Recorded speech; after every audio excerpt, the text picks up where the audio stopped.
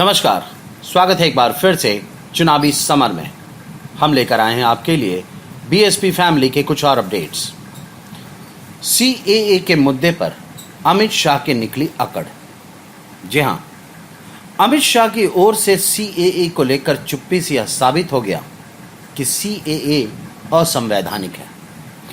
दरअसल एक आरटीआई याचिका से खुलासा हुआ है कि नागरिकता संशोधन अधिनियम यानी सीएए के कानून बनने के बाद भी अधिनियम के नियमों की जांच के दायित्व वाली संसदीय समिति को अब तक इसके नियम नहीं मिले हैं। आपको बता दें कि सीएए पूरे भारत में 10 जनवरी 2020 को लागू हुआ, लेकिन इस पर अभी भी भ्रम जारी है। ऐसा लगता है कि गृह मंत्रालय ने सीएए नियमों को फ्रेम नहीं किया, क्योंकि संसदीय समिति उनका इंतजार कर रही है। प्रक्रिया के मुताबिक गृह मंत्रालय को किसी भी अधिनियम को लागू करने से पहले उसके नियमों को फ्रेम करना और फिर उन नियमों को जांच के लिए अधीनस्थ विधेयक पर संसदीय स्थायी समिति को भेजना जरूरी होता है, या फिर इसके लिए और वक्त मांगना जरूरी होता है। लेकिन अभी तक संसदीय समिति को गृह मंत्रालय से किसी तरह की कोई कम्युनिकेशन नहीं मिली।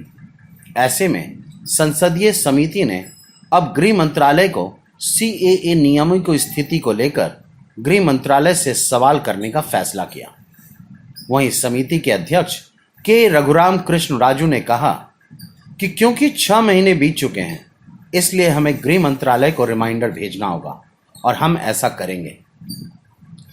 जैसा कि हम जानते हैं कि यह अधिनियम पाकिस्तान, बांग्लादेश और अफगानिस्तान के अवैध प्रवासियों के लिए भारत का नागरिक बनने का रास्ता आसान बनाता है। वहीं कोरोना वायरस की मार शुरू होने से पहले फरवरी तक इस मुद्दे पर देश के कई हिस्सों में विरोध प्रदर्शन हुए और कोरोना का कहर हटने के बाद सीएए के खिलाफ आंदोलन फिर से जारी हो सकता है।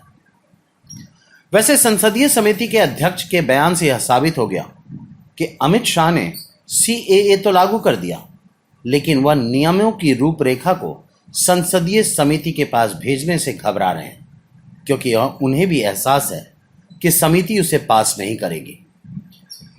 यानी कि अमित शाह ने भले ही यह स्वीकार नहीं किया हो कि सीएए असंवैधानिक है, लेकिन जिस तरह से उनका हाव भाव है और जिस तरह से वह संसदीय समिति का सामना करने से घबरा रहे हैं, उससे यह लगभग साबित होता है कि सीएए असंवैधानिक है और इस पर जल्द ही मुहर लग सकती है। हमारे साथ बने रहने के लिए आपका धन्यवाद।